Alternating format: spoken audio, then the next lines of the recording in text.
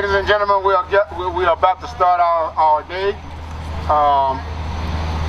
This here is a visual for people of black and people of color to bring awareness to race and homelessness. They are one and the same. We are out here today for 5,256 minutes for every black or indigenous and people of color who are homeless in Denver. We will be holding this space from today at 7 a.m., which we already go down here at 7 a.m., until Saturday about 8 p.m. We're going to sleep out here. We're going to have different programs every day, different speakers. We even going to have a movie night. So with that being said, I'm going to give you the Wednesday itinerary. From 7 a.m. this morning, we set up an introductory speaking. 8:30 a.m. ish is breakfast. As you can see, that we've been serving breakfast to people that have been coming through. And about 11:30 a.m. we'll be doing lunch. 2:30 p.m. Paul Lopez, the clerk and the recorder, will be here for Denver. Will be here for voter registration and homelessness. At 3 p.m. it will be Joshua, PSL. He'll be speaking on race and homelessness. And at 3:30 it will be speaking for the homeless. It will be speakers that have homeless or unhoused experiences. All right. 5:30 it will be dinner. 8 p.m. movie time. Movie time. I don't know what the name of the movie is, but when you're free, you just want to relax. Next, these are the rules. Well, these are the agreements that you must follow if you're going to be in this particular space. Security will treat everyone with respect and dignity, making sure that everyone's property is neat and in their tent area, helping keeping the area clean, greet everyone and let them know what this is about and why we are doing this visual, making sure that everyone reads these rules. The security is there to make sure that we are all safe and let everyone know that there's quiet time, to let everyone know that there is quiet time from 10 p.m. to 7 a.m. and remind people to keep social distancing and wearing your mask. If you don't, did y'all bring the mask? Okay. If you don't have a mask, we have some here. So we got to make sure that we keep the social distancing, okay?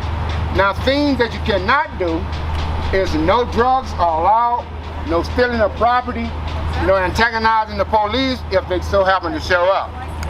All right, I'm gonna move on. I just want y'all to know that here in Denver, we have what they call the camping ban. We also have a problem with housing. And my ideology is this: how can you enforce something when you're not providing the very people with the thing that you're trying to enforce? That means they're not providing housing, and they're not going to provide housing for you. They are trying to relegate us to spaces, not a community, but to spaces, such as the shelters, such as safe outdoor spaces.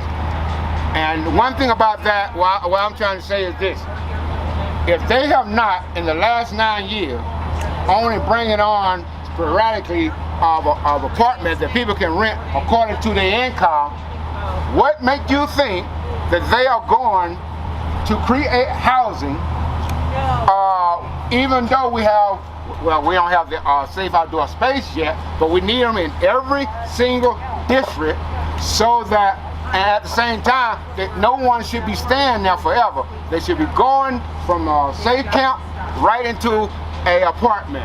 Simple. One that they can afford according to their income. Housing should be a right, and we're gonna make sure that this happens, because everyone that want a house should have a house. Period. Another thing is this. Another thing is this.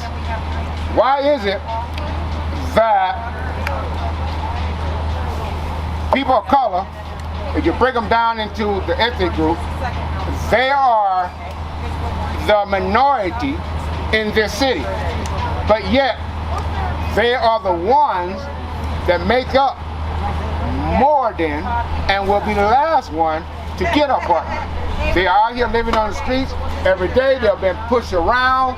They have been displaced, and that's wear on you. I don't know what the mayor has in store, but I did hear somebody say one time, if you continue to do the same thing and expecting a different result, and you keep getting the same one, what they call lunacy.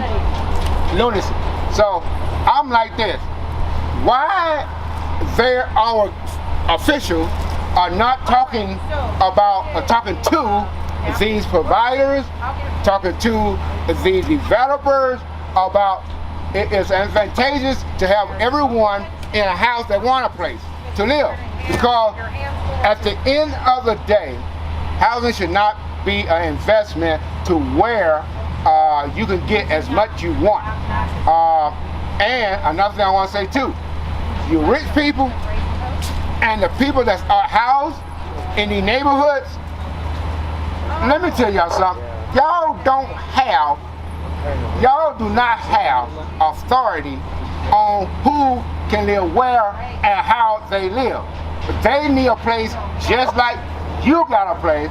It gets fortunate for you, you can afford your mortgage, you can afford your rent, and people can't afford these high prices rent out here on a basic income, on a set income. So we got to change the narrative. We got to change this, and I am asking the neighbors that are housed to please quit being NIMBYs, because you got a place. The unhoused people, they need a place, and you need to be calling out the city and telling them that these people need to be in houses, not to be swept. And I'm gonna call. That's all I got to say on that for today.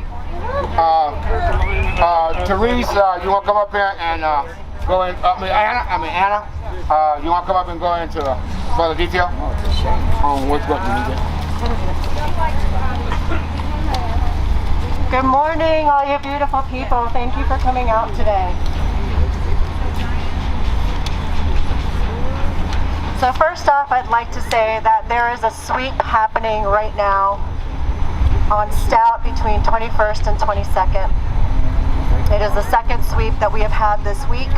Last week we had 3 sweeps, which is an increased amount of sweeps that we saw in 2019. In 2019, we were averaging 1 sweep per week. We are now seeing 2 to 3 sweeps per week. And even though we have filed a lawsuit against the city. I also want to make it very clear that homelessness is a systemic issue. There are no individual reasons for homelessness. This is a systemic issue because our federal government in the late 70s decided to defund public housing. This was purposeful, it was created, and it was a way of commodifying humans, much like slavery was. We are here to bring awareness and education around the issue of racism and homelessness.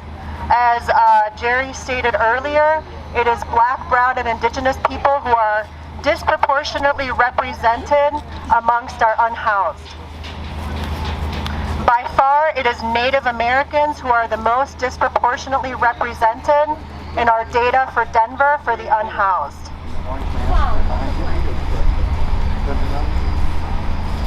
We will have speakers, we will have food, we will be here building community. We will be here to be an example of what could be if people cared. This is an issue not just for the unhoused, but for the housed and for the business community. We understand that it can be uncomfortable and undesirable to have folks on the street without sanitation services. You should be upset. You should be upset at your city government. You should be upset at our mayor, who refuses to provide those services to all of our residents. It is government's responsibility to take care of those services for us. That is why we pay taxes. So I also find it incredibly distressing that our mayor would be encouraging divisiveness amongst community members. We should be united on this issue. All people deserve a home. A home is a human right. Thank you for joining us, and I hope that you'll stay for the entire 4 days and see what it could be like. Thank you. Thank you. Thank you. Thank you for coming. We're glad you're here. Thank you, Anna. Thank you for that, because at the end of the day, just what she said, we pay taxes for the very reason that we have the unhoused neighbors out here. And just because you're poor does not mean that you need to be treated as cattle. You don't need to be treated as a criminal. So we got to bring some attention to this, and we got to stand up and say, yo, we're not going to stand for this, because we all pay taxes. If you buy a candy bar, you're paying taxes. You're buying a sandwich, you're paying taxes. So we got to do that what's right. And then the right thing to do is get these people into housing, and the developers, y'all need to quit thinking about money, because like I said, if the pandemic didn't teach you anything, you can have all the money in the world, but when you can't spend it, what you gonna do with it? And off of that note, I'm calling up Therese Howard. She's gonna speak on having a baby. I also have just one question. Would you consider this space that you all are creating a safe outdoor space? Well, Not by the city standards, but like, would you consider this a safe outdoor space? let me tell you something about safe outdoor space. Safe outdoor space, there's no such thing. It is, that's what they want you to believe, but safe outdoor space, it's only safe it's only safe as much as, it's only safe as far as the people keep it. In other words, I can walk out my house or walk down the street right down there. I'm outdoors. That's safe. It's safe as long as I'm out there. But you never know what's going to happen, because first of all, you got too many negative things that come around, like police messing with people, rolling up. You got individuals that live in houses messing with people. They're coming up. So any space that you have can become unsafe. But according to this space here, this space will be safe, because hopefully we are going to try to make sure that this space stays safe. If you come down here to this space this week, the rest of this week for 81 hours, just come down here with respect and dignity, because we are not trying to take away from the reason why we're out here, to give the news something that newsworthy, such as people getting arrested or violent. But this is what we call a safe space, but it's not what the city calls safe space. I don't even know the city knows, they know what a safe space is. I would call it a safe space. The only thing that we fear is the police and our government. We will maintain safe space here for our community. The only thing we fear is our government. And that's it in a nutshell. Therese Howard, would you come on up, please, and say a few words? That's 3 words. Okay, 3 words it is. No, really most things have been said already, so I don't have much to add. But we'll just add that we're here for a specific reason. We're here because racism and homelessness are intricately intertwined. And because if we're going to talk about one thing, we have to talk about both. If we have a city that says we're going to work hard to address the racial disparities in home ownership, why do we not have a city that also says we're going to work hard to address the racial disparities in homelessness? homelessness, not just home ownership. It goes from all of that spectrum. We can't just talk about, folks who are able to make it without talking about folks who are on the streets in the massive disproportionality of black and brown folks who are homeless, as opposed to any other category. And with that, if we're going to talk about in the cities, in the host housing plan, the Office of Housing Stability is what it's called. That's literally the name. They talk a lot about how we need to have housing stability and how displacement is a problem. And they talk about racism and gentrification and problems in our housing system around displacement and gentrification. But nowhere in this entire host housing plan does it draw the connection to point out that same displacement is happening every single day on the streets, primarily to people of color who are being kicked from block to block to block in sweeps. What is really the difference between sweeps and evictions and displacement and gentrification? It's all the same connected force, and if we don't start naming that and naming the fact that these sweeps are a part of this city's force of gentrification, then we're not going to face reality. So that's just, I guess, one thing I'll add for the moment. There's 4 days of time together here, so we can keep speaking together and sharing our experiences, sharing reality, calling the powers to be to take action. Because while we're here in a vigil in honor of the disproportionality of what's going on in racism and homelessness, we're also here to call for action.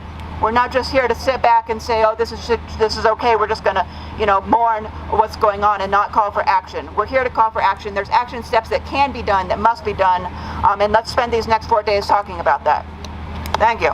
Trace, before you go, currently the Denver budget is being examined.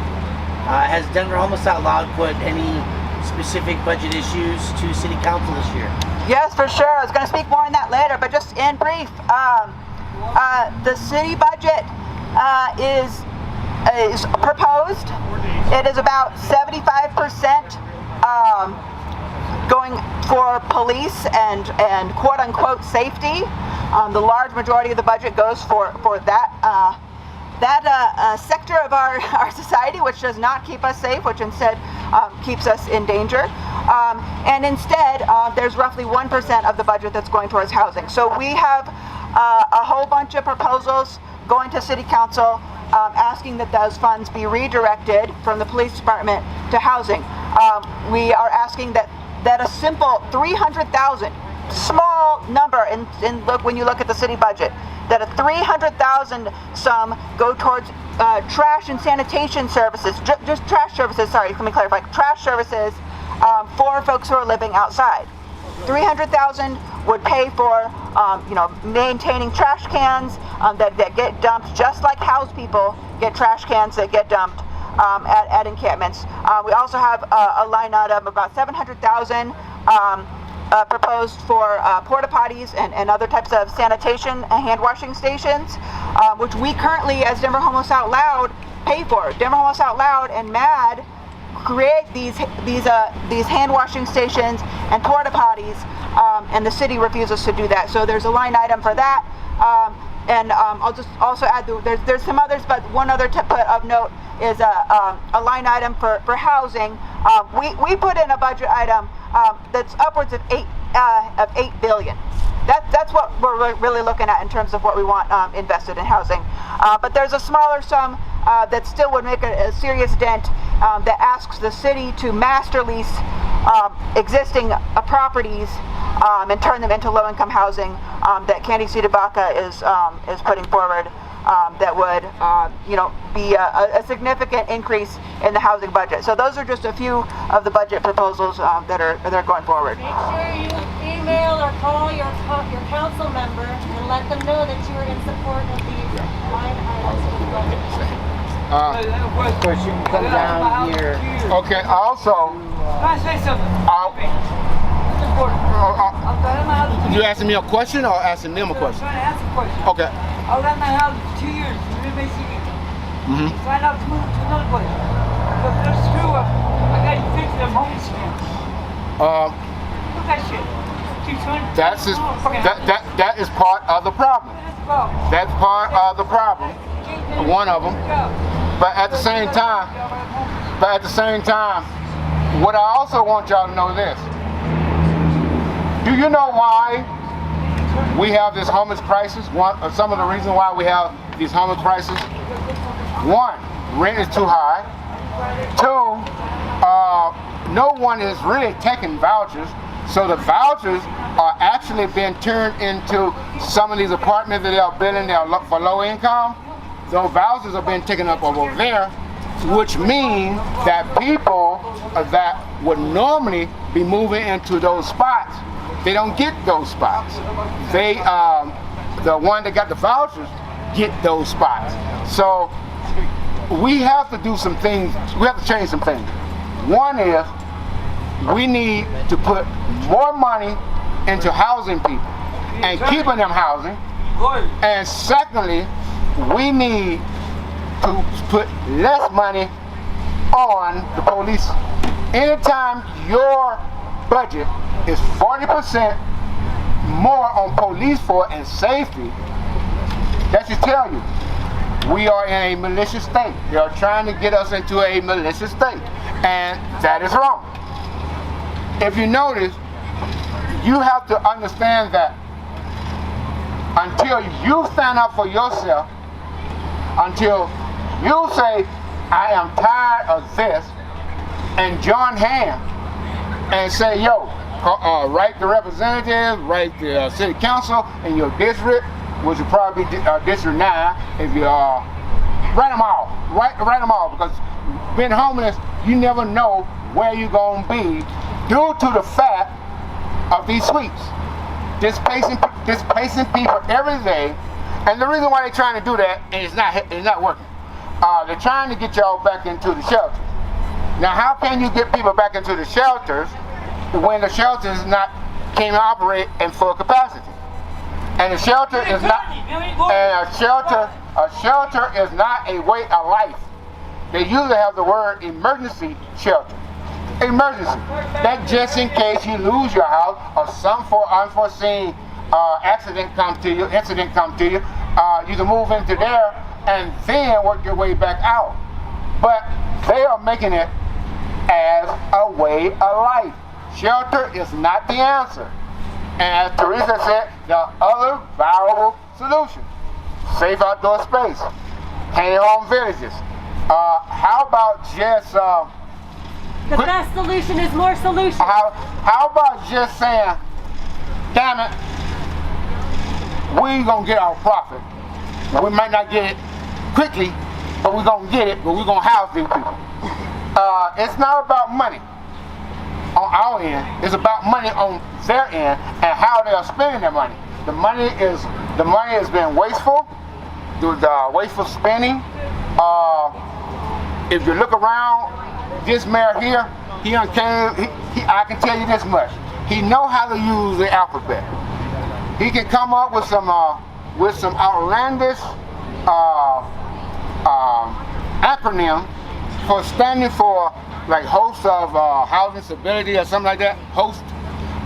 Then you came out with hope, and I think that was home for people or something like Homes for people everywhere. Yeah, home for people everywhere. He came out with this 5-year plan. The 5-year plan will turn into a 10-year plan. The 10-year plan will turn into a 15-year plan, and the 15-year plan will turn into 20-year plan. Meanwhile, they're all housed and making money. And meanwhile, they are out there making money off of you.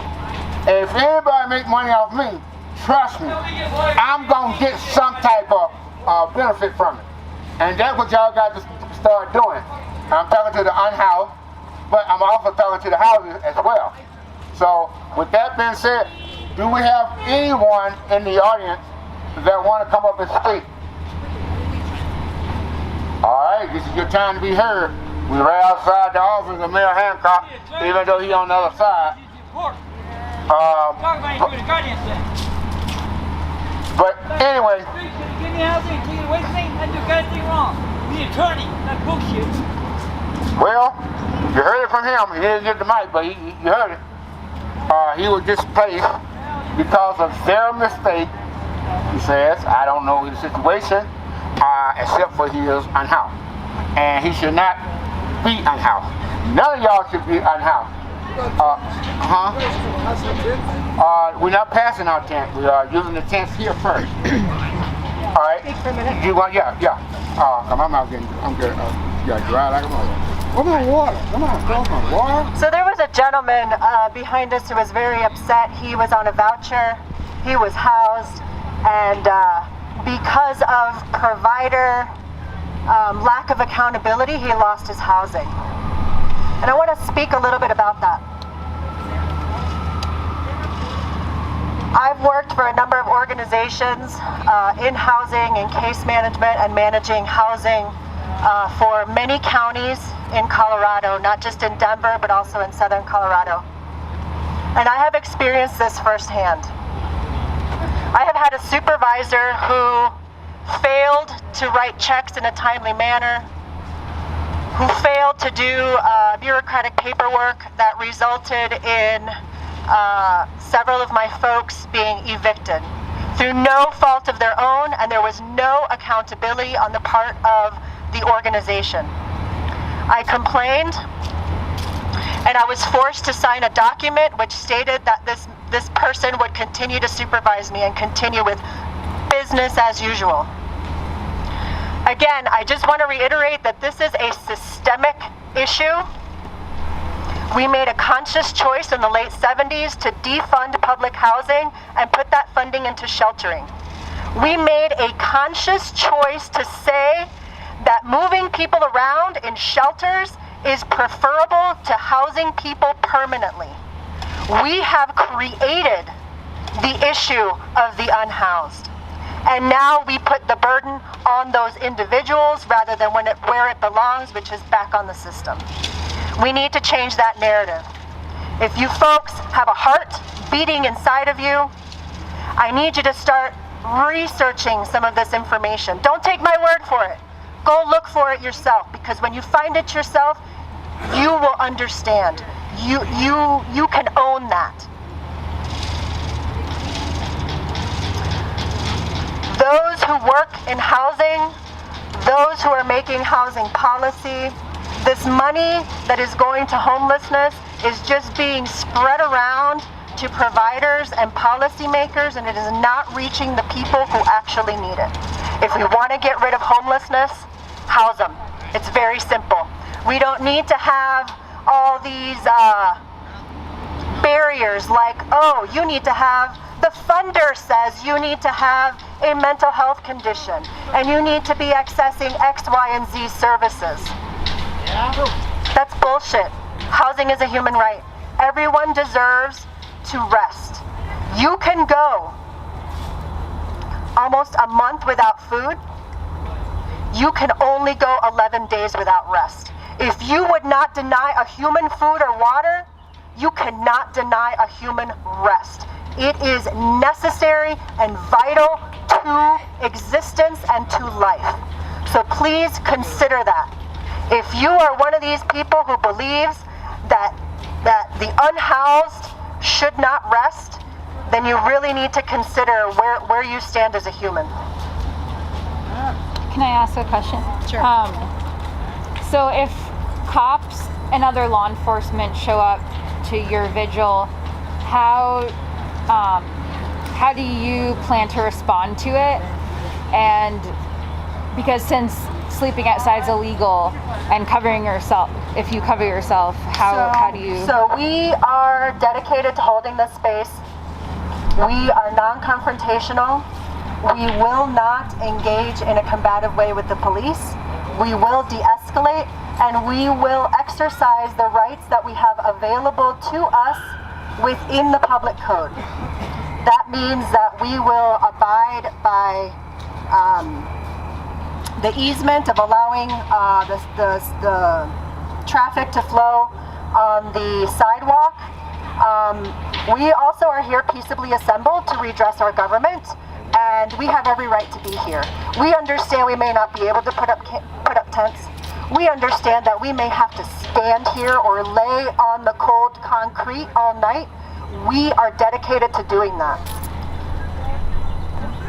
We will hold the space. Okay, thank you. Anybody else want to talk or have questions? So where can we get a tent? We don't have any good giving out yet. At the end of this week, stay. Thanks everyone who's watching.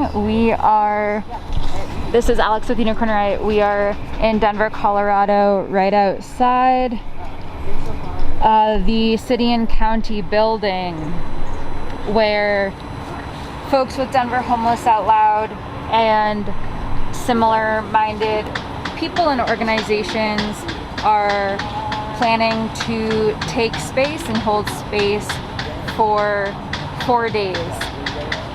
The time frame is based on the number of Black, Indigenous, and people of color who are unhoused here locally. That number was calculated by folks at Denver Homeless Out Loud based on the 2020 point in time count, which the city does yearly.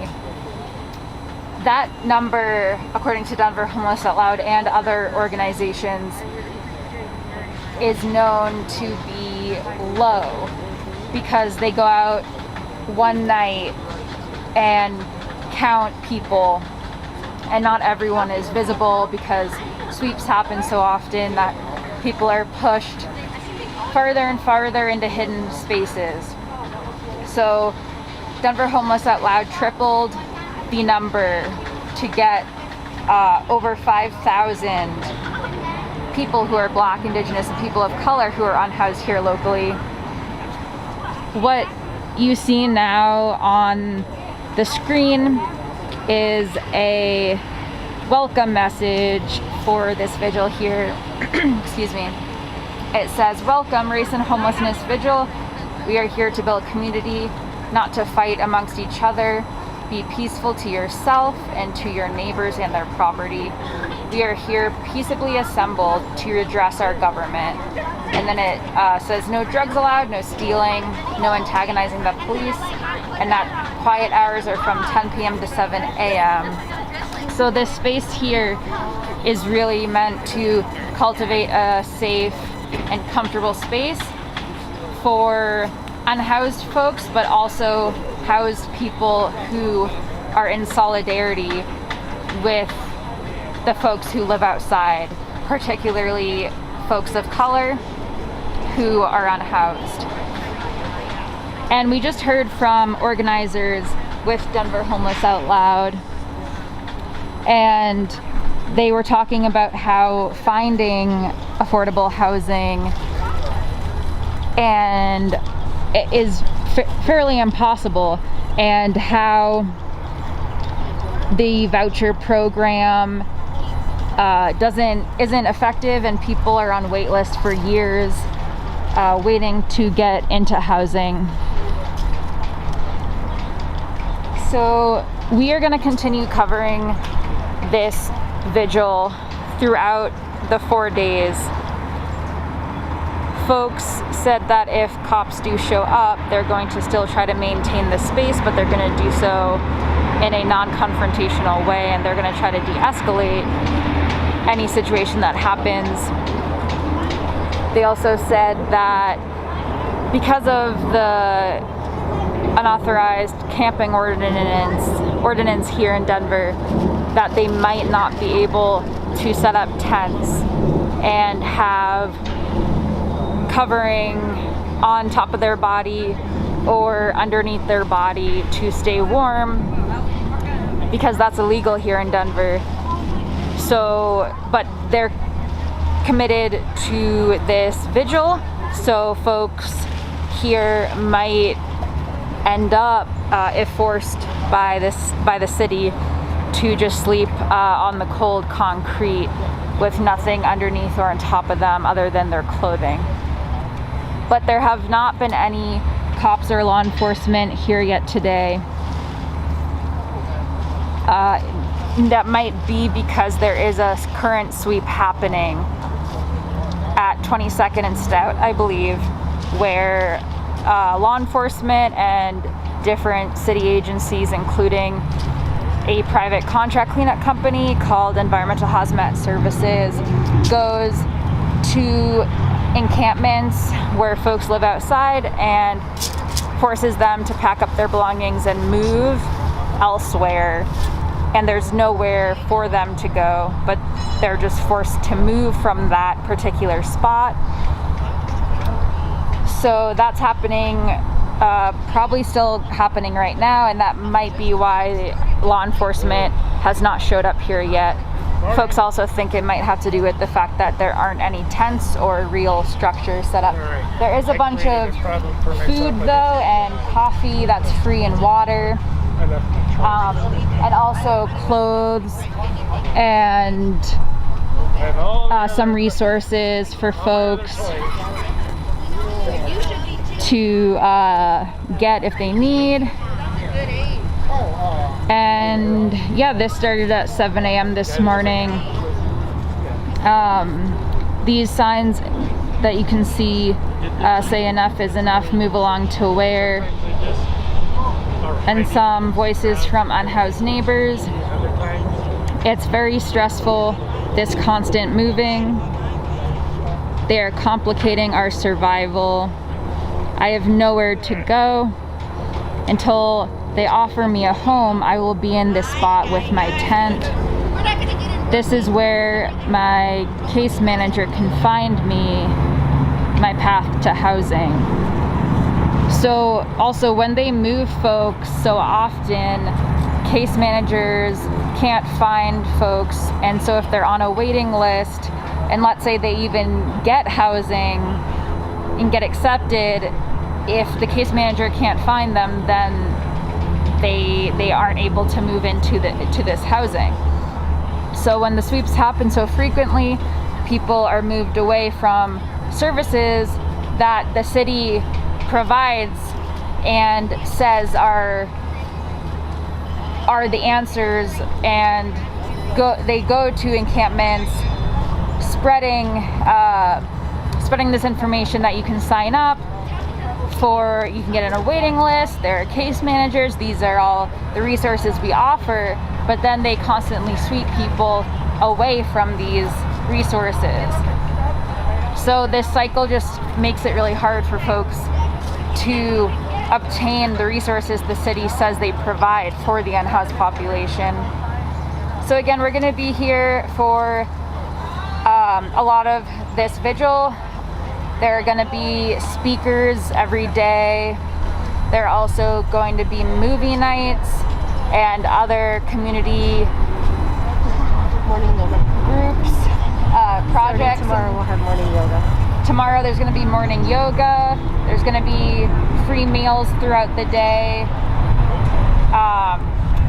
So yeah, this is going to be ongoing.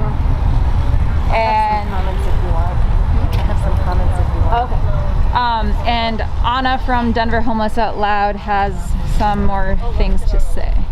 So when talking about the sweeps, I just wanted to talk about the cost.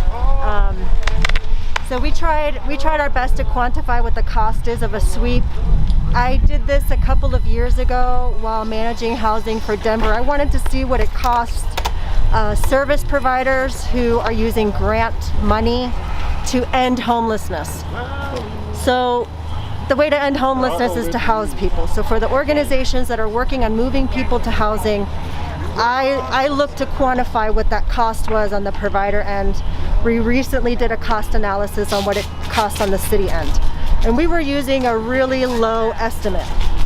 So we were using an estimate of 4 police officers, 4 city workers, 1 garbage truck, and 1 loader.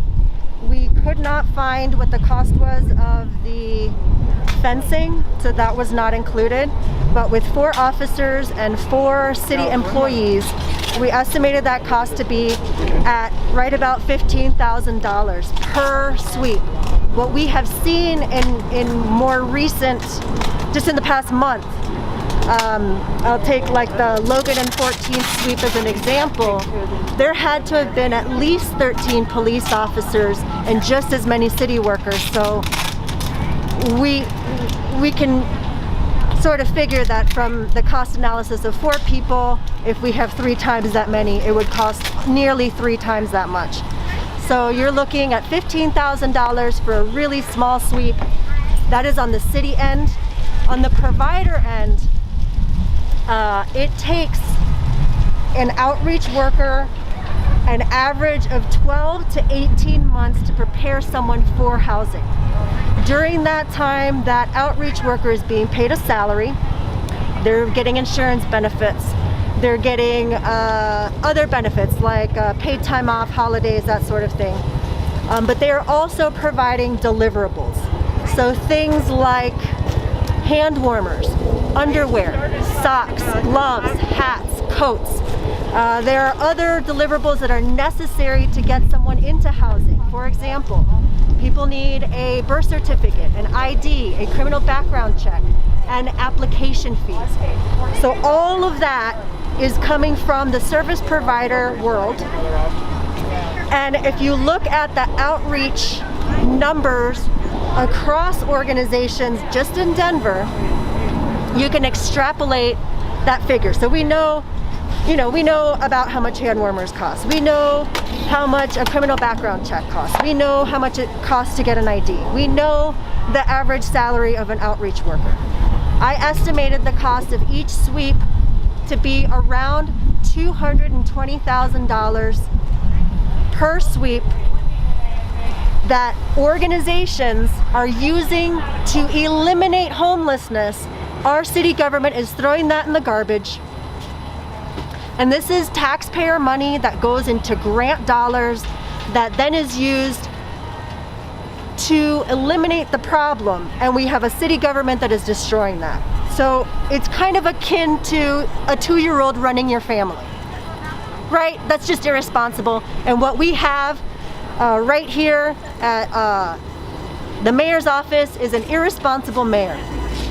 Not to mention that there is legislation, both federal and state, which requires municipalities like the city of Denver to eliminate the barriers to housing. Clearly, having people swept away, not being able to be reached by outreach worker, destroying all the deliverables that have been given by an outreach worker is a barrier to housing. And furthermore, criminalizing people for existing is cruel and unusual punishment. We cannot throw anybody off of the earth. And I really like when I was managing one home for families in Denver, which was managing housing for families for 6 counties, it would take us 56 months to house one youth. 56 months. Consider that. Being swept every week or twice a week for 56 months. I spoke to, while I was in that position, we had a conference where I was able to speak to other policymakers in other states, and I spoke to a man, his last name was Morigishi, who worked for the governor's office in Hawaii. And he said, move along policies don't work. And they're very evident when you live on a small island. So I really like what he said because it's true. Our country may be very large, but that doesn't mean the problem won't end up back on our doorstep. So it's time to get involved. For folks that are housed, I understand your frustration. We need to be united in this issue because it affects you as much as it affects our unhoused. And we should be united in finding a solution that works for both of us. And that falls back on our city leadership. So if you are upset, if you are angry, please, please, please, contact your city council member, contact the mayor's office and let them know that you are housed, you are a taxpayer, and you are not okay with sweeps, that we need to find a permanent solution to housing. Thank you. Thanks. So that was Anna with Denver Homeless Out Loud. She just touched upon how how she has a lot of experience with working in service programs and trying to get unhoused folks into housing, and how difficult and ineffective that is. So we're gonna go down for now. Again, this is Alex with Unicorn Riot. I am in Denver, Colorado, right across the street from the city and county building. And folks are here with Denver Homeless Out Loud and other organizations hosting a vigil that is based on race and homelessness, and the fact that those are intrinsically connected, and the amount of time the folks are staying out here is about 4 days, or 5,256 minutes. That is an estimated calculation based on the 2020 point in time survey that the city does every year. However, according to Denver Homeless Out Loud and other organizations, that number is considered a low count. So they took the number of folks who are Black, Indigenous, and people of color who are unhoused and tripled that number in order to get a more accurate count. So they're going to be trying to maintain this space across city and county building. That's what you can see right across the street right now. Some folks are doing some maintenance work on the exterior of the building.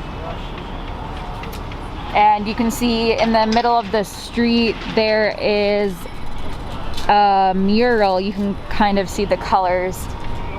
This street is actually not one that you can drive through, at least not for civilians. Cops and city workers are legally allowed to drive through it, but it's not for civilian traffic anymore. It used to be. There are trees also that I believe are somewhat new that are in these pots on the sidewalk and also on the street. So we'll be at this vigil for most of the time on the ground, covering it and providing updates. And so you can check out all of our updates at unicornriot.ninja. We also have all our social media platforms: Twitter, Instagram, Facebook, Patreon, Vimeo, YouTube, a lot. And if you appreciate our coverage, you can go to our website, unicornriot.ninja. You can click on the donate tab, and any amount you're able to give, we truly, truly appreciate it. If you want to sign up for a recurring donation, you can do that as well. You can pay just a few dollars a month if that's what you're able to do. We really appreciate it. And even if you can't give us a monetary donation, any other support like sharing our coverage is really important. We are non-commercial, we don't have any advertisements, and we are paywall free. So you can access all of our content and coverage without giving us any money. And that's really important to us. So thank you all for tuning in. Again, this is Alex with Unicorn Riot here in Denver, Colorado, right across the street from the city and county building, where folks are planning to maintain space for about 5,300 minutes, which equals out to about 89 hours.